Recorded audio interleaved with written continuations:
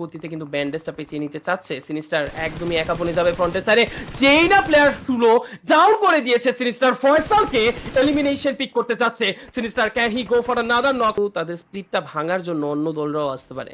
A1RG sports finally দেখতে পাচ্ছি তাদেরকে ওয়ান্স এগেইন এখন চেষ্টা করে চালিয়ে যাবে ভালো একটা ম্যাচ বের করে নেওয়ার জন্য। এখন নতুন সার্কেলও কিন্তু দিতে চলেছে, এক্স্যাক্টলি সার্কেল জ্যাক্স প্রত্যেকেই দেখার চেষ্টা করে যাবে। And Naruto he is just taking the lead. সিনিস্টারের সাথে এখন দেখা হতে পারে। So A1RG versus CBI sports এর একটি লড়াই আমরা হয়তো দেখতে পারবো। ব্যাকইয়ার্ড থেকে রাফি সাপোর্টটা দিতে চাইবে, সিবিআই নারুটো ড্যামেজ রিসিভ করে নিয়েছে। Sinister he is going for the charge. এবার কিন্তু A1RG they are creating a red zone from CBI. এখন গিয়ে সিবিআই তাদের জন্য কি অবস্থা হয় সেটাই দেখার বিষয়, যেহেতু এইবার একে অপরের দিকে ইউটিলিটি চার্জ করতে চাচ্ছে, যার ইউটিলিটি সবচেয়ে বেশি কাজে লাগবে সেইটাই কিন্তু মেইন বিষয়। টিক্সি অনেকটা ড্যামেজ রিসিভ করেছে, গ্রেনেড ডজ করার চেষ্টা, ভেহিকল সাপোর্ট নিয়েছে কাভারেজের জন্য, but still now damage receive করে যাচ্ছে। Sinister he is taking a different side and সেই জায়গা থেকে ব্যাকইয়ার্ডে জ্যাক্স চলে যেতে পারে, বাট না, এখানে চলে গিয়েছে নারুটো। নারুটোর সাথে একটি 1v1 প্রপারলি নিতে হবে। সো A1RG তাদের ফরমেশন কাজে লাগাতে যাচ্ছেন।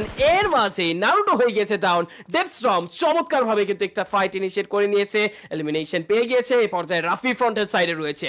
রাফি কোনো রকম ভাবে মিস্টেক করতে চাইবে না, ঠিকই রয়েছে সাপোর্টের জন্য, but here comes another support. Deathstorm he is not alone, he is with his teammates, he is with his buddies. একে একে টিক্সি সহ তার বাকি টিমমেটদেরকেও কিন্তু কাউন্টার দেওয়া হয়। ডাউন হয়ে যায় সিবিআই তিনটি player. The last remaining player is RX Jax. একদমই শূন্য হাতে তারা রয়েছে, এলিমিনেট পুরোপুরি হতে চাইবে না। He is trying to escape from this side. Fall back দেওয়ার ডিসিশনটাই কিন্তু বেস্ট হতে পারে। ফল ব্যাক দেওয়ার ডিসিশন মানে আপনি সার্ভাইভ একটু বেশি করতে পারেন। So definitely Jax is a solo player right now. Solo player হিসেবে বেশি একটা চাইবে না। ও আরে ভাই ভাই, বেচারার গাড়িটা না বাজলে ভাই বাইচা যেত ভাই, কিন্তু এই বট ফ্রম ডিপি স্পোর্টস তার এইম বট আসলেও মনে হয় লাগাই ফেলছে ভাই। চমৎকার একটি স্প্রে, ডাউন ছিল সুন্দর, বাট ফর নাও আমাদের কাছ থেকে কিন্তু টিম সিবিআই তারা পুরোপুরি এলিমিনেট হয়ে যাচ্ছে। জেডসি গ্রিমলিন স্টর্ম তাদেরকে দেখা যাবে 5টি এলিমিনেশন নিয়ে, সেখান থেকে D46 মিরামার আসলেই কিন্তু এই প্লেয়ারটা একদম ভাই আগুন হয়ে যায়, ভাই আগুন হয়ে যায়। তো D46 কে দেখতে পাবো, এখান থেকে ইনিশিয়েট করতে চাইবে ফাইট মিড রেঞ্জ থেকে, যেহেতু গ্রেভিয়ার্ড সাইডে তারা রয়েছে। গ্রেভিয়ার্ডে কিন্তু মোটামুটি রিচ উঁচা নিচা অনেক বেশি, বাট ভেহিকেল কি সাপোর্ট এখানে রাখতে পারবে সেটা কিন্তু একটু প্রবলেম। অলরেডি তাদের বাগি অনেক বেশি ড্যামেজ। ফয়সালকে দেখতে পাচ্ছি তার বাকি টিমমেটসদের সাথে হয়তো সামনের সাইডে যেতে চাইবে, but let's see, it depends on the situation, it depends on the time. But বাগিটা কি এখন স্টাক না? এইমবট বাগি এখন স্টাক নয়, সেটা কিন্তু খুলে নিতে পারবে।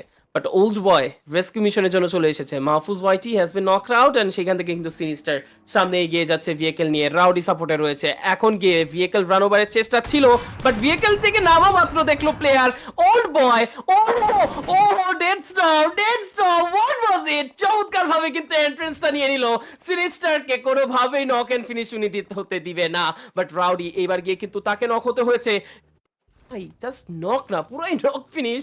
এন্ড এইবার গিয়ে কিন্তু প্রেসার ক্রিয়েট হতে পারে A1RG এর এগেইনস্টে, বাট স্টিল নাও যেহেতু ডেস্ট্রন সার্ভাইভ করে যাচ্ছে, সামনের সাইডটা সাপোর্ট দিতে পারবে।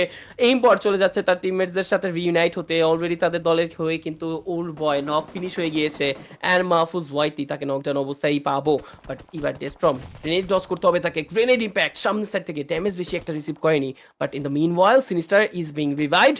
ব্যাকইয়ার থেকে কিন্তু সাপোর্ট দেওয়ার মতো এইম বটের কেউ নেই। ডেসপ্রো সামনের সাইড থেকে একটু লোয়ার গ্রাউন্ডে রয়েছে, বাট এইবার Sinister got the elimination of Mahfuz YT. Sinister vehicle নিয়ে গিয়ে যাচ্ছিল, ডেসপ্রো সময়টা একটু বেশি নিয়ে নেয়।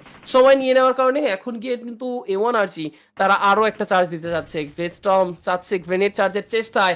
এইবার এখন তার অ্যাঙ্গেলটা পরিবর্তন না করলে নয়, অ্যান্ড অ্যাঙ্গেলটা পরিবর্তন করে অনেকটা ভালো করেছে, কারণ গ্রেনেড ছিল সামনে, সেই গ্রেনেডগুলো ডজ করতে পেরেছে। এখন গিয়ে কিন্তু টিমমেটের সাপোর্টটাও প্রপার ওয়েতে পিক করতে পারবে।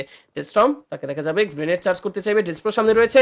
প্রিকুক গ্রেনেড চমৎকার ভাবে ড্যামেজ রিসিভ করতে পারতো, বাট ডেস্ট্রম এই জায়গা থেকে যেভাবে গ্রেনেড চার্জ করে যাচ্ছে এটা ডজ করা একটু tough. And here we go, Deathstorm ন হয়ে গিয়েছে শটগানের এগেইনস্টে, বাট এর পক্ষান্তরে তার প্রিকুক গ্রেনেড চমৎকার ভাবে কিন্তু নকআউটটাও এনশিওর করে নিয়েছে। Flash he will be going for the rescue mission. সেখান থেকে সিনিস্টার লক্ষ্যটা রাখছে এইম বটের দিকে। Aim Bot is the last one remaining from DP Sports, so কোনোভাবেই হারিয়ে যেতে চাইবে না। Sinister got the pick and এরই সাথে স্প্রে স্মুথনেসের সাথে গেম প্লে। সো তারা পেয়ে যাচ্ছে 7-7টি elimination overall from this match. And এখন গিয়ে কিন্তু আরো বেশ কিছু ফাইটের জন্য নিজেদেরকে প্রস্তুত করে নিতেই হবে। But the thing is rowdy কিন্তু হারিয়ে গিয়েছে। রাউডি যেহেতু নক অ্যান্ড ফিনিশ, সো বাকি ৩ জন প্লেয়ার এখন গিয়ে কিন্তু 3 ম্যান ফরমেশন চিন্তা ভাবনা করেই খেলতে চাইবে। বাট সার্কেল সেটি আবারও একটা ফ্যাক্টর রাখতেই পারে and the circle is going for the Northern east portion. সেই জায়গা থেকে কিন্তু বেশিরভাগ দল সাউদার্ন ওয়েস্ট সাইডে রয়েছে। ওয়েস্ট সাইড থেকে সেন্ট মার্টিন, হাসিয়েন্ডা এই সকল জায়গা যেহেতু রয়েছে, সো একটু প্রবলেম হতেই পারে ভাই। ওখানে অনেক বেশি pressure, but ups and down অনেক কিছুই থাকতে পারে। সব অবস্টেকেল পেরিয়ে কিন্তু সার্কেল ক্যাপচার করাটাই বড় বিষয়।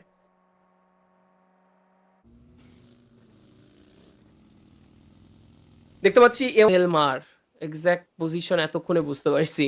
সো ক্রুজ দেলমার সাইডে কিন্তু রয়েছে প্লেয়ার্সরা অ্যান্ড সিনিস্টারকে দেখতে পাবো। সিনিস্টার চেষ্টা করে যাচ্ছে স্প্রে দিয়ে কাউন্টার অ্যাটাক দেওয়ার, অ্যান্ড এক্স্যাক্টলি কাউন্টার বলবো না, এখান থেকে কিন্তু তারা চাচ্ছে আটকে দিতে। ডেস্ট্রম চেষ্টা ছিল স্প্রে দেওয়ার, সেখান থেকে কানেক্টিভিটি একটু কম ছিল অ্যান্ড তাদের এগেনস্টে এখন কিন্তু যে দলটা রয়েছে that will be GSM. GSM ব্যাকিয়া থেকে সাপো, ও মাই গড, ফ্ল্যাশ অনেকটা লো এসপি হয়ে গিয়েছে। হিল তাকে করে নিতে হবে, জাস্ট একটা বুলেট কানেক্ট হলেই কিন্তু ফ্ল্যাশ হতে পারে ডাউন। সো খুব দ্রুত গতিতে কিন্তু ব্যান্ডেজটা পেঁচিয়ে নিতে চাচ্ছে সিনিস্টার, একদমই একা বনে যাবে ফ্রন্টের সাইডে। যেই না প্লেয়ার গুলো ডাউন করে দিয়েছে সিনিস্টার, ফয়সালকে এলিমিনেশন পিক করতে যাচ্ছে Sinister. Can he go for another knock? Sakamoto grenade charge করার চেষ্টা, প্রিকুক গ্রেনেড পড়ে যেতে পারতো। Oh that was crazy. Sinister he is being a madman right now. একে একে দুটো প্লেয়ারকে করেছে ডাউন, হিল করে নেওয়ার চেষ্টা। G46 বিয়েকে নিয়ে বেরিয়ে পড়তে চাচ্ছে, তার দিকে রেখো লক্ষ্যবস্তু। এইবার গিয়ে ফিনিট একদম কিঞ্চিত পরিমাণ একটা ড্রপ পয়েন্ট দেওয়া দরকার ছিল, বাট ফাইনালি ফ্ল্যাশ সাপোর্টটা দিয়েছে, ডাউন করতে পেরেছে D46 কে। একে একে জিএসএম এর তিনটি player down. A1RG they are being কে অফিশিয়াল মোস্ট প্রবাবলি। দেখতে পাচ্ছি A1RG পক্ষ থেকে এখন ডেডস্টর্ম সামনের সাইড দেখার চেষ্টা করে যাচ্ছে। অলরেডি তাদের কাছে বেশ কিছু এলিমিনেশন কাউন্ট চলে এসেছে, বাট ফর নাও নিনজা এবং তাদের টিমমেটদেরকে কিন্তু রুখে দিতে চাচ্ছে ডেডস্টর্ম উইথ আ স্নিপি স্নাইপ। এখান থেকে কিন্তু চমৎকারভাবে স্প্রেটা দিয়েছে স্কারেল 4X এর। এখন গিয়ে কিন্তু তার টিমমেট ফ্ল্যাশ এগিয়ে যেতে চাচ্ছে। সিনিস্টার অলরেডি লিড সাইড নিয়ে নিচ্ছে, গ্রেনেডগুলো ডজ করা লাগবে। এখন পর্যন্ত গ্রেনেড ডজ করতে পেরেছে কি? ইয়েস, ফার্স্ট নকআউট এখান থেকে হতে পারতো সিনিস্টার, বাট সেই সুযোগ দিবে না। ডাউন করে দিয়েছে, একটা প্লেয়ার ডাউন, দুটো প্লেয়ার ডাউন, বাট এবার ফ্ল্যাশ তার সাপোর্টটা দরকার রায়ার এগেইনস্টে। এন্ড এইবার 1v1 সিচুয়েশন, রিলোড ফ্ল্যাশ চলে যাচ্ছে রিলোডে, বাট এটা কি হলো এগেইনস্ট A1RG? তারা তো টিকতে পারলো না, বাট থার্ড পার্টি ইন্টারাপশন হয়ে গিয়েছে। ফ্র্যাঙ্কি এবং তার টিমমেটসরা কিন্তু কাল হয়ে দাঁড়ালো। তো এইবার কিন্তু A1RG তাদের রিকভার করার সময় দরকার ছিল, বাট সেই সময় দিতে চাইবে না। এন্ড দেখতে পাচ্ছি একে একে প্লেয়াররা এগিয়ে যাচ্ছে। সেখান থেকে কিন্তু মেগা রিজিয়নের প্লেয়াররা এখন ভালো একটি সার্কেল সাপোর্ট মেকশিওর করে নিয়েছে, বাট সার্কেল এখন কিন্তু সাপোর্টে আর থাকবে না। ঠিক এইচএম তাদের সেকেন্ড উইনার চিকেন ডিনার পাবে কিনা সেটি দেখার পালা। সেখান থেকে দেখতে পাচ্ছি CM has been taken out. Rage ফ্রন্টের সাইড দেখার চেষ্টা করে যাচ্ছে, বাগিয়ে নিয়ে এগিয়ে যাবে তার টিমমেট। দুটো এলিমিনেশন অলরেডি তাদের কাছে রয়েছে, সো এইবার যদি চিকেনটা চলে আসে তাহলে কিন্তু বেশ একটা কম্বিনেশন হয়ে যাবে। সিনিস্টার নকআউট অবস্থায় ছিল, তাকে এর মধ্যে রিকভার করে নিয়েছে। চেনা বুঝতে পারলো যে ভাই এখানে ফাইট নিচ্ছেই player, so let's concentrate on the other side. Frankino জিগল দিয়েছে, ডাউন করেছে একটি প্লেয়ারকে, আর একটি প্লেয়ারের জন্য গিয়েছিল, বাট শেষ পর্যন্ত সার্ভাইভ করতে পারেনি।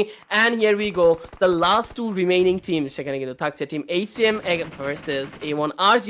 ফ্ল্যাশ ওপেনে চলে গিয়েছিল, ওপেন থেকে তাকে নক অ্যান্ড ফিনিশ দেওয়া হয়েছে। ফ্ল্যাশ এবার সাপোর্ট সিচুয়েশন আর থাকতে পারবে না, so it's up to Sinister and Deathstorm. সুযোগটা ছিল, বাট শেষ পর্যায়ে গ্রেনেড হামলা, and look who it is, the Miramar kings himself A1RG। এবং সার্ভাইভাল টাইমও কিন্তু 24 মিনিটস নিয়েই ছিল। সো এই মিরামারটা বলতে গেলে ভাই, বাট জোকস অ্যাপার্ট, সেখান থেকে কিন্তু ইসি খান বসকে দেখতে পাচ্ছি 4টা এলিমিনেশন নিয়ে, এবং 4টা এলিমিনেশন নিয়ে কিন্তু A1RG ফ্ল্যাশ সেও থাকছে।